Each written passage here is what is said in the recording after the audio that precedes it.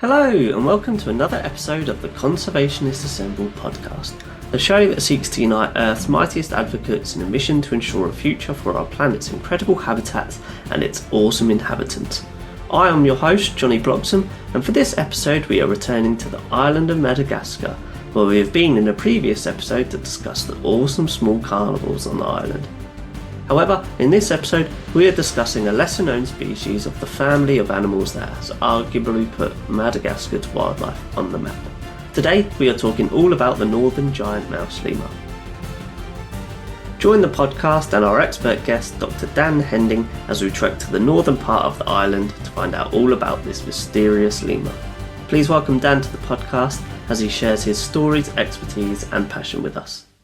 Dan, thank you for joining us today on the podcast. How's it going? Yeah, very well, thank you. Happy to be here. How are you? Yeah, really well, thank you. I'm thrilled to have you on the podcast, and I'm happy to hear you're doing well. And yeah, really excited to be discussing, quite frankly, a really lesser known lemur species. When we obviously talk about lemurs, we know that they've become very publicly aware as a result of animated film franchises, and certainly nature documentaries now, but due to the vast amount of lemurs there are still certainly some that don't get the spotlight. Yeah, absolutely. Yeah, there's I think about 108 species of lemur currently described at the moment, not including subspecies, and obviously many people are aware of the charismatic species, the ring-tailed lemur, other day-active species such as the safaka and other common lemurs, which people frequently see in local zoos. However, people are not aware that about 3/4 of all lemur species are nocturnal, highly cryptic, so many species resemble each other, and so a lot of people are not aware of the huge diversity we have. Certainly these are the groups that I've been more involved in my research, so always happy to talk about these guys and hopefully introduce them to a wider audience. Absolutely, yeah. Common goal there. Hopefully, we'll get some spotlights put on some of these species. But before we get into it, Dan, yeah, please introduce yourself and just tell us a little bit about yourself. Yeah, so I'm Dr. Daniel Hending. I'm currently a postdoc at the University of Oxford. Actually, in my current role, I'm conducting research on African elephants, so it's slightly different to all of my previous research on lemurs, which are significantly smaller. But since first finishing my BSc degree in conservation biology at the University of the West of England, I became quite heavily interested in conservation issues related to lemurs in Madagascar.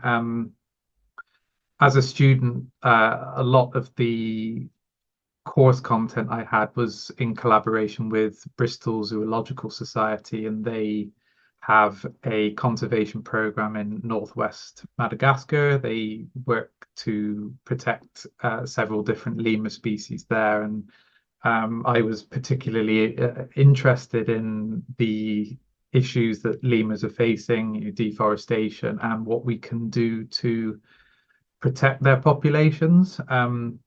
So I undertook a master's project studying the Samburano mouse lemur, which is also a relatively unknown species of nocturnal lemur.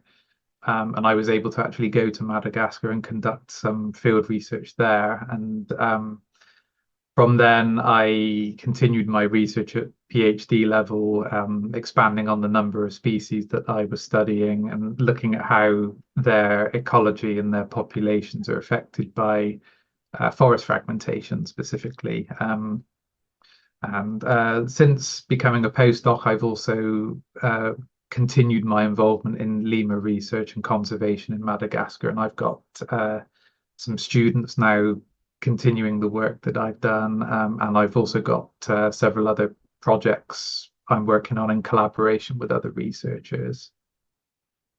Amazing. So, in terms of then the Northern Giant Mouse Lemur, because I'm sure we are probably going to talk about a variety of different species as the episode progresses. But in terms of the Northern Giant Mouse Lemur, A, why are we talking about that species in particular? And B, can you just tell us about that particular species? Yeah, so the area where I've conducted most of my research in Madagascar is in the northwest, an area called Saamalaza, which is it's a very remote area of Madagascar. It's very difficult to reach. There's no roads that go onto the peninsula, so the area is very underdeveloped. And because it's so remote, not many people have conducted research there. One of the exceptions to this is Bristol Zoological Society. That's where their program is based, and they work in collaboration with the AEECL, which is a Madagascar-based conservation NGO. So it's really been just those two organizations that have been protecting and studying the lemurs there. And my master's work on the Sambarane mouse lemur was based there, and having worked in the forest there, one of the other species present is the Northern Giant Mouse Lemur. It's probably more abundant than the species I was working on at the time, and it became the main focal species for my PhD work. It was certainly the species I came into contact with in the forest most often, and it's quite an interesting species in its social organization. So it forages solitarily, but yet it sleeps with other members of its group. And it's also a very understudied species. So it was a species that became quite at the forefront of my PhD research. It's also endemic to only the northwestern area of Madagascar. So you can find it in Saamalaza, but also a few other neighboring forests. But within its range, Saamalaza is the only national park. So this is the only area where we can protect this species reliably without having to worry about too much deforestation. And as there is a research station there, it's a particularly good place to study it. So yeah, the Northern Giant Mouse Lemur is one of the sort of main lemur species you encounter if you work in that area of Madagascar. It's great to hear that the national park is protected, because we do hear that some national parks are national parks in name only. So it's good to hear that there is a level of protection for that particular region. Yeah, certainly in Madagascar, and I think throughout the tropics more generally. Yeah, national parks, we sometimes just refer to them as paper parks because, as you said, this can be by name only. But because there's conservation organizations and researchers that actually have a presence within this national park, and the local communities that live within the boundary of the national park have been quite heavily involved in the work that these societies do, and they've been there's conservation education programs, and people are engaging in the work that goes on in the national park. So it's quite a broad collaborative effort of not just the conservationists, but also the local community to prevent the loss of the habitat in this area. So that's another reason why it's a very nice area to work in as a researcher. Yeah, definitely. So in terms of not trying to compare Northern Giant Mouse Lemur to other lemur species, but because we're more aware of lemurs like the ringtails or Saphakas and Indri, how do their behaviours or ecology or anything kind of compare to them? Are they very similar or are they quite different? In many ways, they are quite similar. They depend on forest for survival, which makes all lemurs highly susceptible to the loss of their habitat. However, you tend to see with the nocturnal species, including the Northern Giant Mouse Lemur, they are a little bit more generalist in comparison to some of the day active lemurs. What I mean by generalist is they have a much more adaptable diet. They eat a range of food. Many of the day active lemurs, for example, they rely heavily on fruit, whereas the Northern Giant Mouse Lemur and some of the other nocturnal species, they eat fruit, flowers, invertebrates. The Northern Giant Mouse Lemur is particularly interesting because we've observed it eating birds and other vertebrates as well, which is quite a unique behavior. I don't think this has been reported with any other species. And in addition to their dietary flexibility, they seem to tolerate more degraded and anthropogenic areas in comparison to some of the larger bodied day active species. So you encounter Northern Giant Mouse Lemur at the forest edge quite frequently. Some of my research suggests that their population density is actually unaffected by edge effects and also by forest fragmentation. So they're found in continuous primary forest, but also in fragmented secondary forest. And you can also observe them outside of natural forest habitat. They sometimes venture into plantation areas, which is quite interesting. These sort of plantation and other anthropogenic areas are mainly vectors through which they can travel, but it does demonstrate that they are somewhat flexible and adaptable to new environments, which other lemur species are perhaps not quite as able to do. So you mentioned kind of one thing that isn't a threat to them in terms of kind of fragmentation. I believe they were recently discovered, but so Yeah, might not necessarily have a population number for them yet. so the Northern Giant Mouse Lemur is one of two species in the giant mouse lemur genus. The Mirza genus is the scientific name. The Mirza genus was originally thought to be one species distributed throughout the west of the island, but the Northern Giant Mouse Lemur, which is the sort of northern half of that original population, restricted to only the northwest, was described as a distinct species. I believe about 20 years ago now. And we certainly have estimates of its density in Samalaza, and we're able to use that data to work out roughly how many individuals are present within the national park, as we know roughly how much forest is there. But outside of the national park, this is still a very big question.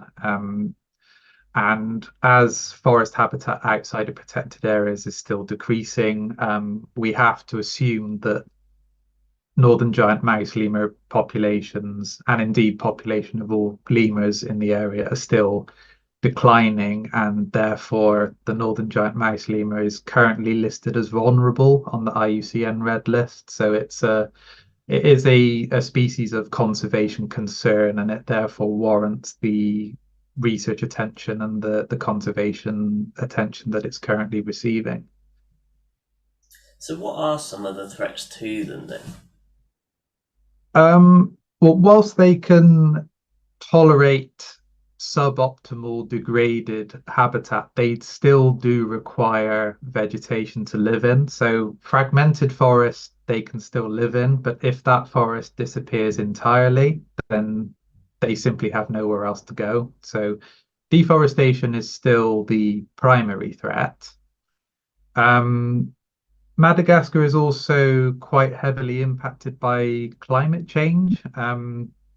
Climate change is obviously a major issue worldwide, but certain areas of the world seem to be exhibiting quite profound effects of climate change already. And Madagascar is one of these main places. It's one of the few areas where we've actually seen climate change induced famine, which is a recent occurrence.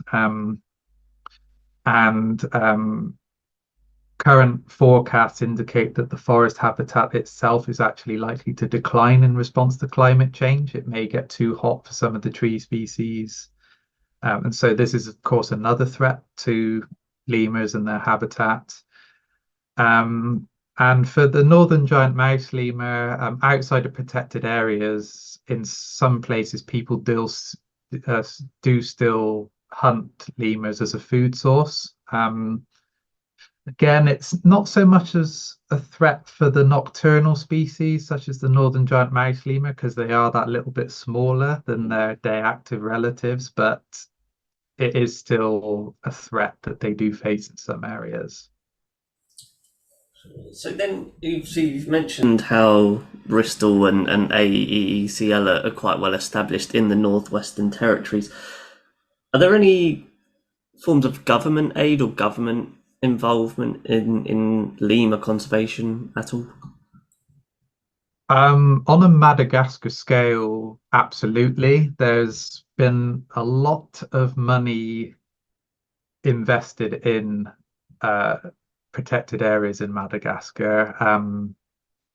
Whilst I'm certainly no expert in where these funds come from, I do know that Madagascar has pledged to increase its protected area network.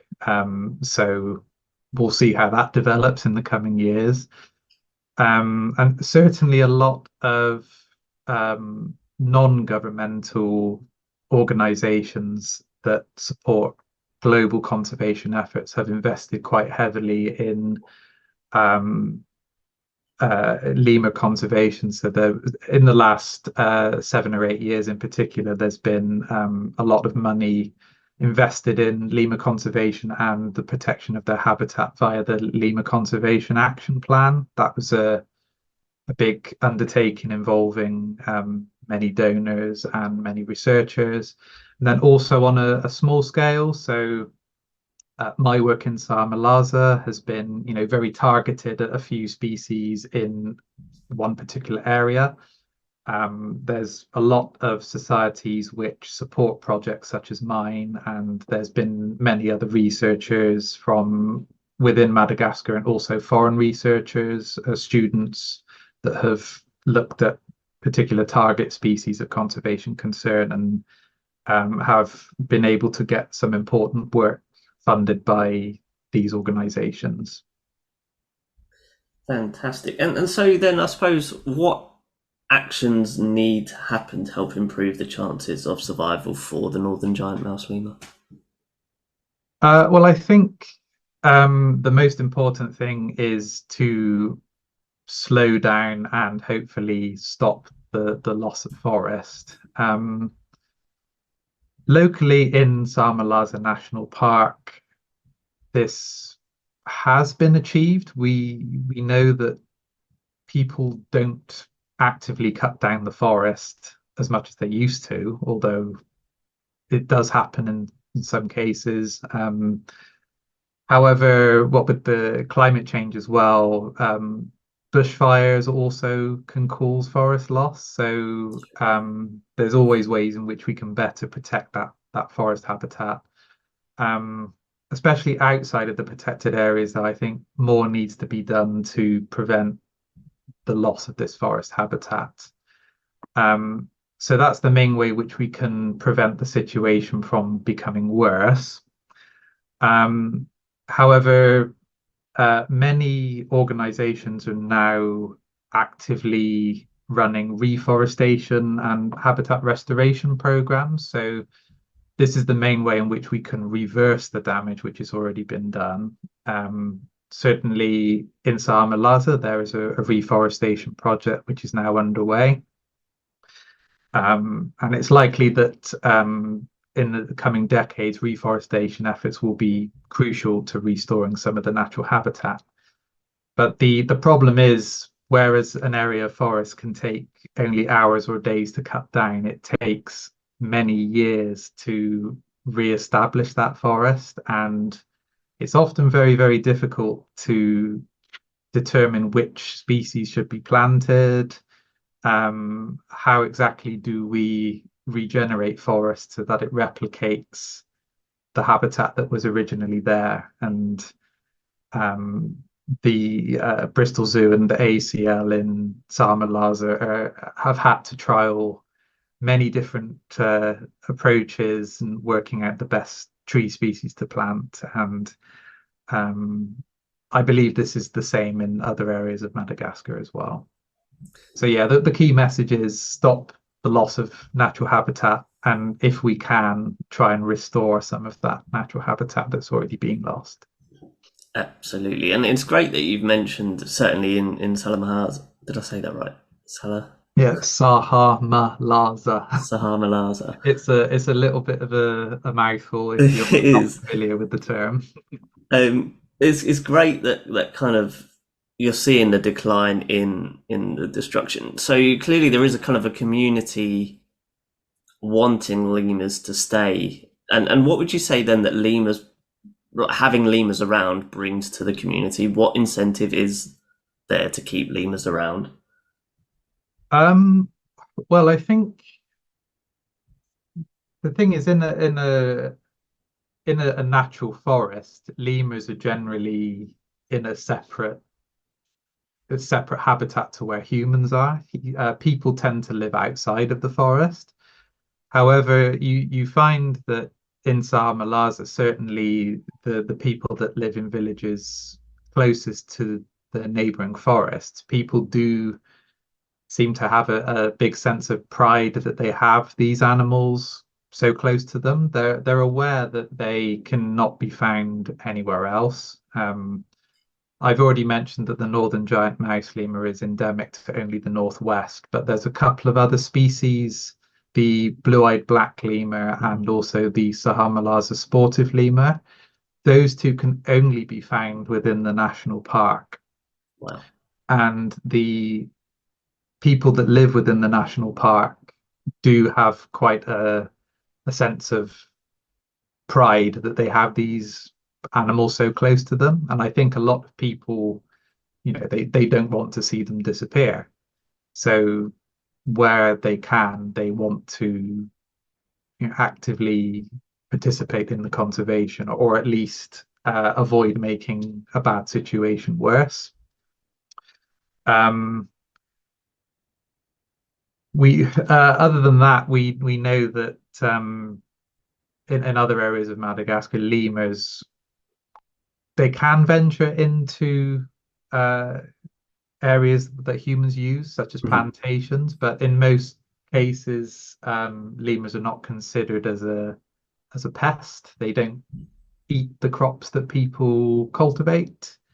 And I think most people in Madagascar generally like to see lemurs around. They're the flagship group of animals for the country. And yeah, while some people do hunt them out of need, most people see lemurs as a major benefit to them. And also the ecotourism industry in Madagascar is huge for the economy, and a lot of people that visit Madagascar do so purely to see the lemurs. So having lemurs disappear would have consequences for local people that depend especially on that ecotourism income. And then bringing it to kind of overseas and people who aren't in Madagascar, how can everyone get involved with lemur conservation? It's a very good question.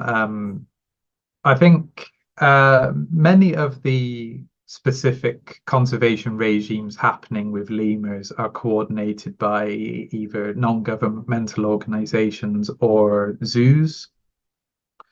So one way in which you can contribute and support the efforts of the research is to visit your local zoos. You can learn about the animals that such societies are actively protecting. Yeah, if you visit your zoos, a lot of the money you pay to visit the zoos is then reinvested into these conservation schemes. So that, of course, helps. As I mentioned, ecotourism is a major source of income for the Malagasy people in Madagascar, and a lot of the money that is taken is reinvested into uh, grassroots projects, not just conservation, but also improving the livelihoods of people that live alongside the forest. For people that are particularly interested in wildlife and would like to visit Madagascar, by actually going there and seeing lemurs in their natural habitat, this can certainly help. And I think just raising awareness of the plight of endangered animals such as the lemurs. I think not everyone is aware of how dire the situation is. So I think just sharing the knowledge that you have with other people and raising awareness is also an important contributor to the conservation cause. Yeah, absolutely. I suppose, a lot of people like numbers in terms of kind of getting the message across. So of the, 108 lemur species that we know of, and obviously the dire situation across the board, roughly how many are we kind of looking at as threatened species? All apart from two. Yeah, so there's Wow, two species currently listed as least concern on the IUCN Red List, and they are the grey mouse lemur and the greyish brown mouse lemur. Again, they're listed as least concern because they have a wide distribution and they can be found in a range of different habitat types, degraded forest, um, also highly anthropogenic areas. But all other species are listed as either vulnerable, endangered, or critically endangered. So the situation ranges from severe to incredibly severe for most species. And we also still know very little about a lot of the individual taxa. This is mainly because a lot of species have only been described in the last 20 years due to this cryptic species complex. Scientists simply weren't aware that we had this diversity.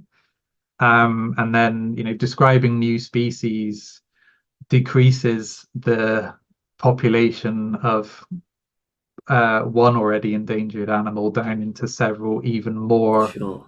smaller and therefore more endangered populations. So, And then coupled with the increasing deforestation, yeah, it's become probably the biggest conservation concern in terms of mammals worldwide. I think lemurs are probably the most threatened. sure. So then, kind of moving away, because you've detailed really the picture of not just Northern Giant Mouse lemurs, but lemurs in general really, really nicely. We're going to kind of get on to some more light-hearted notes before we take a dive into to your career and your background. So do you have a particular favourite characteristic or fact about the Northern Giant Mouse lemur? Um, so the so the one fact that always comes to mind with the Northern Giant Mouse Lemur is that of all primates, not just lemurs, the Northern Giant Mouse Lemur has the largest testes relative to body size of any primate. So even though the species is very understudied, I think the first researcher to conduct a systematic study of the Northern Giant Mouse Lemur just happened to notice the rather large testes that the males had, and they were able to conduct a comparison with other primate species and relative to body size. Yes, they have the largest testes, and having handled Northern Giant Mouse lemurs in the wild myself, I can back up that claim. That's quite the research paper to have your name to It attach is. to. The thing is, facts like this is people remember them. Yeah, So, definitely. And um, it's funny. I'm yeah, glad you explained that because briefly before we jumped on this Zoom call, I did Google Northern Giant Mouse Lemur just to have a look at a picture of them. And before, I think, when Google predicts what you're trying to type, Yeah. it was Northern Giant Mouse Lemur testes, and it obviously I didn't know that at the time, but now it makes perfect sense, and clearly people are searching it. Yeah, it's an interesting thing, and it's certainly something people remember. And yeah, if I had to recall one fact about this species, that's the one that always comes to the front of my mind. And I suppose it makes it easy to differentiate between males and females when you're looking into Yeah, well, populations as well. when you observe nocturnal lemurs from a distance, it's very difficult to find them in the first place. And when you're trying to work out who's who in a study population, males and females is quite an important thing that you need to differentiate. But something such as that does certainly make our jobs a lot easier. And I suppose then, do you remember what your first experience with the Northern Giant Mouse Lemur was? Yes, it was when I was a master's student and I was in Samalaza studying the Samburano mouse lemur, which is a significantly smaller relative of the northern giant mouse lemur. They live alongside each other in the forests.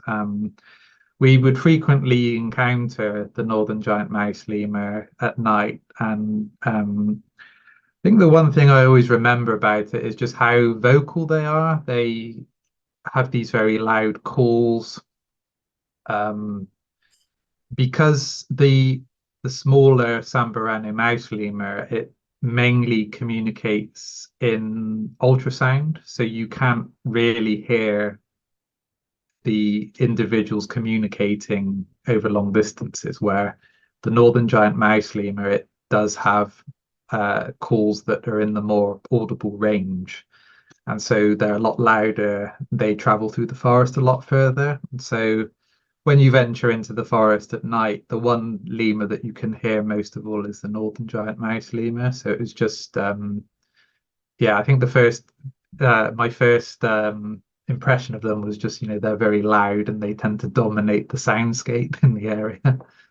Certainly, I imagine adds to the experience of trekking through the bush at night time when you're not really necessarily relying on your vision as much as other senses. Yeah, you can certainly find things a lot easier by the sound. And it's a good way to actually study them as well, is just to rely on acoustic surveys and seeing where they're present and absent just by listening for them. So aside from kind of first experiences with the lemurs, then what kind of was your first experience with Madagascar, or kind of describe to us how you were feeling when you first knew that you were heading out to Madagascar?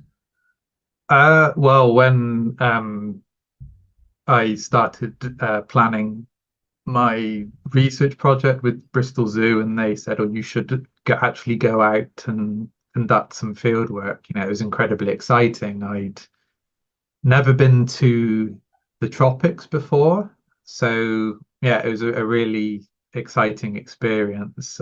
Also quite daunting. It was my first research project that I led, and I had to plan most of the logistics. I had to work out how are we going to study these animals in the field, what equipment do we use, and then I also had to apply for the grants to cover the costs. I mean, fortunately, I was able to secure funding, as it's a a big conservation problem that we have for these lemurs. So several societies did provide grant money for my work, which was good. But yeah, it's quite daunting building up to it. But once I got there, it was great being in the field. But yeah, I think the other thing of note was just how poor Madagascar is in comparison to many other countries. It's one of the poorest countries in the world. And this is something I think that has contributed to the deforestation and the loss of habitat.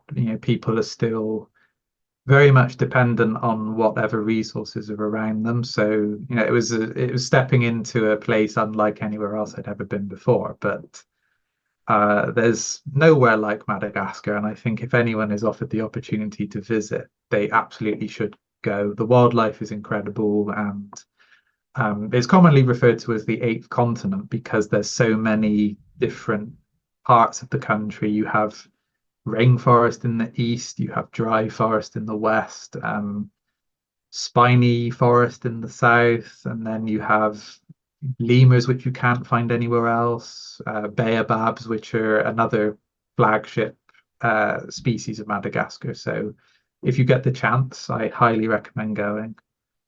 And so, yeah, how? I mean, A, when was the first time you went to Madagascar, and B, have you been back since?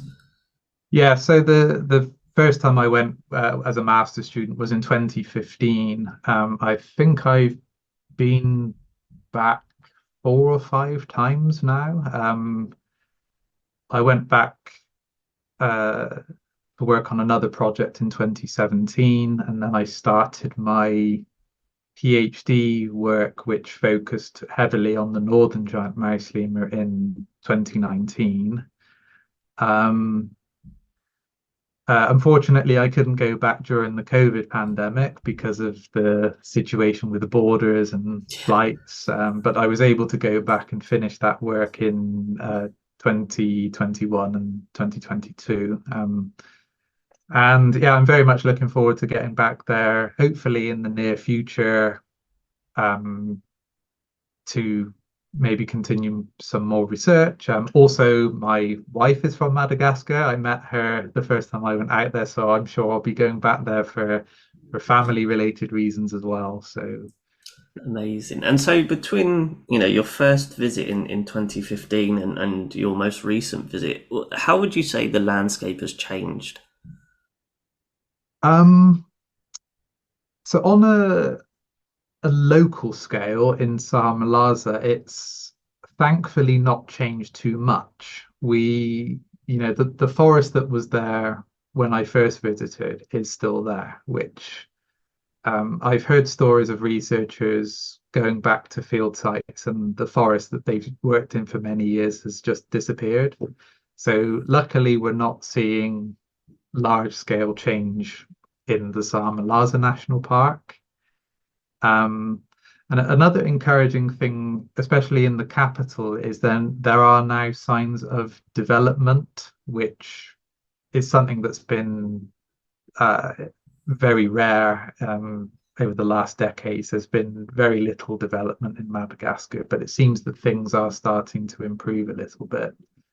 Um, but yeah, it was always good to know that with Samalaza, if you go back, you shouldn't expect to see too much change because the forests are quite well protected. Yeah, it's really quite comforting, I imagine. Yeah. So then, obviously, we know, or kind of, at what point growing up did you know you was going to get involved in conservation? That's a good question. I think as a student at school, I think I was doing my A levels, and I knew I wanted to do something in science, and I was probably leaning towards biology. But I always remember our two biology teachers, they took a group of us on a week-long field course down to Devon in the UK. So it was near the seaside, and we did a lot of like ecological surveys in various areas on the coast, also forest and grassland habitats, and it was very much themed on ecology and conservation. I think that was when I decided that I wanted to work in that field. Generally, if you are a researcher looking at ecological processes and behavioral ecology, your work is always very strongly linked to conservation as you use that data to work out the best ways in which you can manage and protect populations in the wild. And of course, it's always rewarding to know that your research directly contributes to conservation.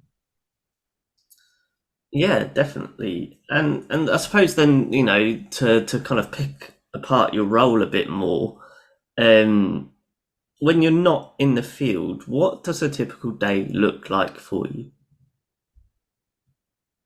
Um, I think it depends on which side of being in the field you are. If it's leading up to field work, it's very much looking at solving logistical challenges and preparing for field work.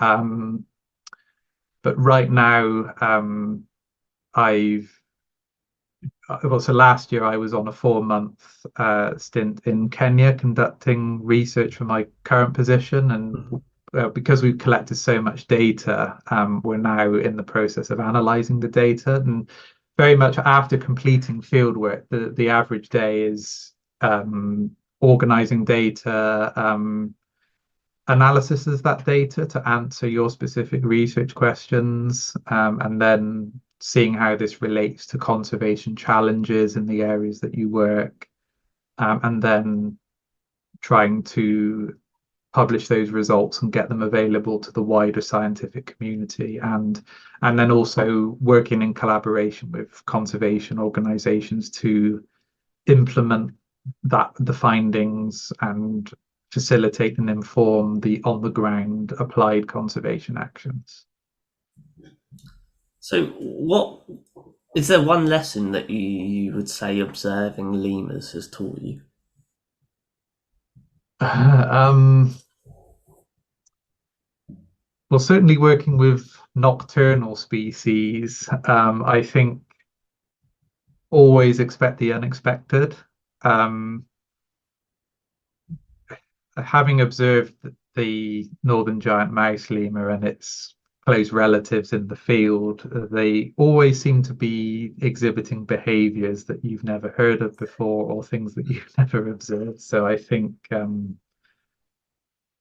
yeah, just there's always new things to be learnt about animals as well. And I think this is something that would be true of most animals and organisms out there. And what was some of the best advice from a mentor or colleague in conservation that you've received?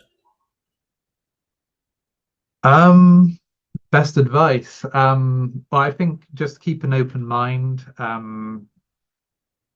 Keep your interest broad, I guess. Certainly with uh, like my work with the Northern Giant Mouse Lemur, I think a lot of what I've learned about that species is quite applicable to lemurs in general. I think that by saving or by contributing towards the conservation of one species, you should strive to look at the bigger picture. How can we look at the forest as a whole? Or how can we improve the situation as a whole rather than just look at one animal, I guess. And have there been kind of conversely to that any hurdles that you've had to face in your career? Well, I think the main one with the my research has been the COVID pandemic. I think putting that really uh, halted all my field work, and I was because I was midway through a PhD, it was a major thing that I had to overcome. Fortunately, now we have good software available on computers, and there's a lot of published data that's already available that we can work with.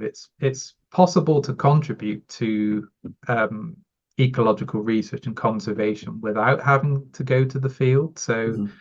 um, during the pandemic, I actually decided to change my entire PhD project to a desk-based study using already published data to answer some broader Madagascar-wide uh, conservation biogeography related questions for some of the close relatives of the Northern Giant Mouse Lemur, the dwarf lemurs I looked at, and also the fork-marked lemurs, which are two other groups of nocturnal lemur species, also quite understudied and poorly known. So I learned a lot really in that situation. Yeah, we can actually contribute a massive amount to conservation without having to go to the field. But I was very keen to get back to the field site upon when the borders reopened after the pandemic, and fortunately, I was able to go back and finish my work. Yeah, it certainly sounds like you're very adaptable in a time where a pandemic forced your hand. Yeah, I think being a field researcher, you've got to be adaptable in general. You can arrive at the field site, the conditions can be different, or the animals just might not be where you expect them. So you have to always think on your feet and be a good problem solver in general. But yeah, on the scale of changing an entire PhD project, it's Yeah, not ideal. that leads nicely into our next question. Then, what advice would you give to someone attempting to start a career in conservation research? Um, so I think if you're really passionate about conservation and it's something you want to pursue, I think that the main traits that you just need is perseverance and dedication. It's Fortunately with conservation, it's something that we all want to contribute to. But if you want to pursue a career in conservation, there's, the opportunities, especially in employment, are far lower than the number of people that want to pursue these careers. Um, Funding is also a major hurdle that you have to overcome for undertaking your own projects. So I think just perseverance and dedication. I think just keep persevering. Try as hard as you can. Try to build as many contacts as you can in the field. Try to engage with as many people as possible. I think those are good starting points for getting involved in a career in conservation. I think if you have those traits, you can overcome the challenges. And in your opinion, what is the biggest challenge facing conservation? Um, I think there's two main challenges really, which I think is just the amount of problems we have outweigh the resources that we have to deal with them. I mean, as more and more people become involved in conservation, we are able to try and tackle as many problems as possible. But also funding is an issue. I keep referring to funding, but unfortunately, it's something that dictates what we can achieve. I think the second biggest challenge is that the loss of natural habitat is often faster than we're able to protect that habitat and restore it. So it very often feels like a losing battle. But again, this is where perseverance and dedication comes in. Um, I think we just have to keep trying, yeah, keep fighting the conservation fight really, and Yeah, yeah, eventually I think we can we can overcome the situation. We can turn things around. I mean, a lot of conservation situations do look quite bleak, but I think through collaboration and hard work, I think we can overcome the challenges that we're facing. yeah, I certainly think there is a shift happening. But yeah, very good point. We obviously don't like to admit it, but to some extent, money does make the world go round, and that's Yeah, obviously it's not just conservation. I think it's everything. If we don't have money, we can't do most things. but yeah, hopefully, and that's obviously where modern efforts are in terms of building those relations to get that partnership and funding secured. Yeah. So, what else would you like to achieve in your career? Well, my long-term ambition is to eventually have my own research group. So I'm currently now a postdoc. Later in the year, I'll be moving on to a new position with slightly more responsibility, sort of more of a management role of staff. So I'll have the opportunity to actually supervise more of my own students to conduct similar projects that I myself conducted as a master's and PhD student. Um, So I think just eventually starting up my own research projects, long-term projects, um, and certainly a long-term research project with a conservation output in Madagascar is something that I endeavour to achieve in the future as well. And what kind of gives you motivation to like say it is bleak? What gives you motivation to keep going? Well, I think just knowing that the results that I'm able to get from my ecological and biogeographical research, it does contribute to the conservation of species. A lot of the data that I'm able to provide, it does paint the overall picture of the situation. So I do a lot of work with population density and how lemurs are distributed throughout certain regions or Madagascar as a whole. And this data is incredibly important with conservation assessments. So we know how threatened a species is. And then also, I'm now in the position where I'm able to actually transfer on my knowledge to students via tutorials or lecturing and as supervised postgraduates. So it's always a rewarding thing knowing that students are inspired by what I've done and they now want to pursue a similar avenue that I've taken and become involved in conservation research. Fantastic. And on the note of your work, where can our listeners keep up to date with the work that you are doing? So my personal work, I have my own website. So danielhending.com. If you just Google my name, I try and keep that as updated as possible with not just lemur related work, but my other work in general.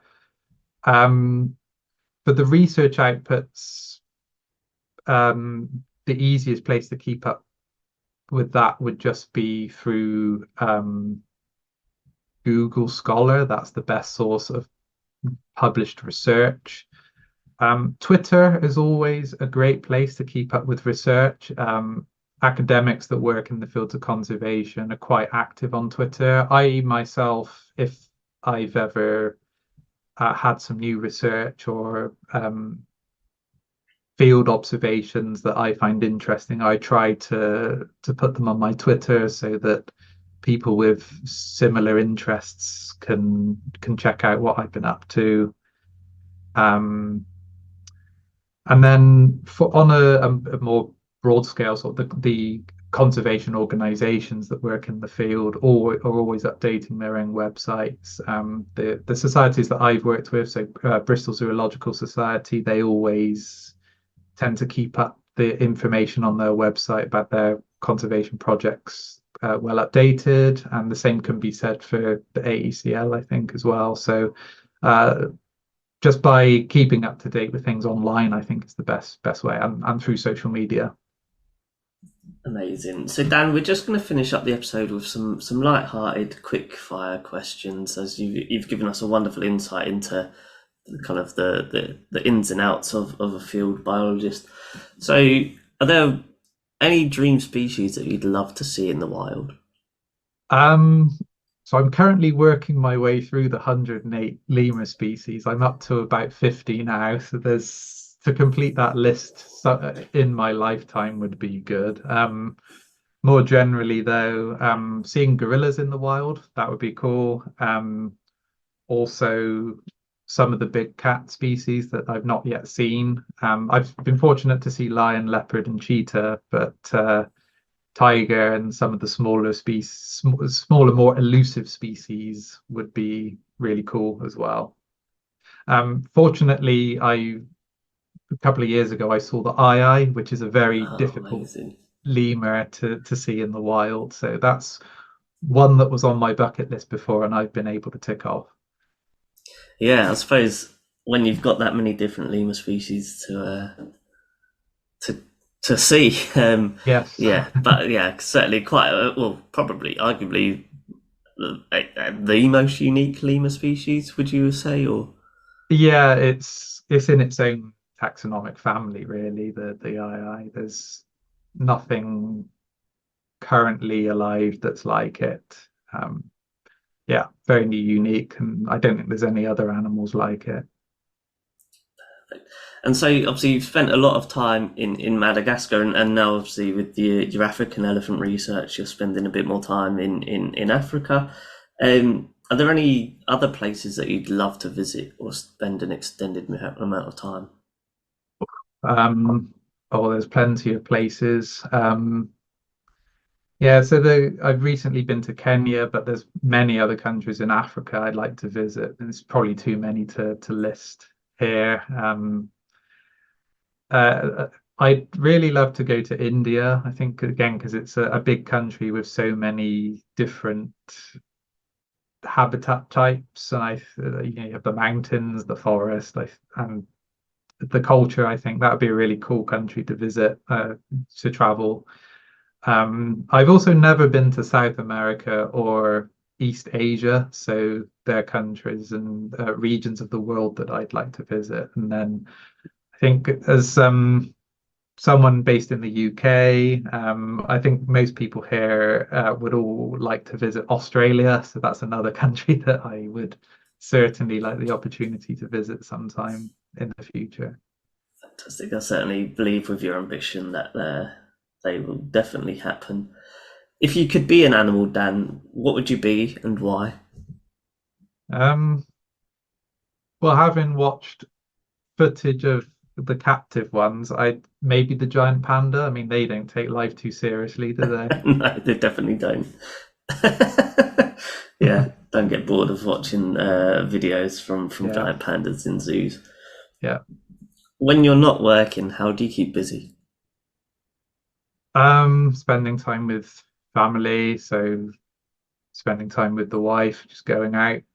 We like walking, just getting out in the fresh air and outside of the city. I also play guitar, so that's one way I chill out when I'm not at the computer. Amazing. Last question I've got for you then, Dan. What is one thing that you think our listeners should take away from today's episode? I think just an awareness, first of all, that the Northern Giant Mouse Lemur is a thing, because I'm sure a lot of people probably weren't even aware that it was a species, and just some information about this relatively known species, its basic biology, and that it's threatened by habitat loss, and just that supporting conservation efforts are one way in which you can become involved in ensuring the survival of such an animal.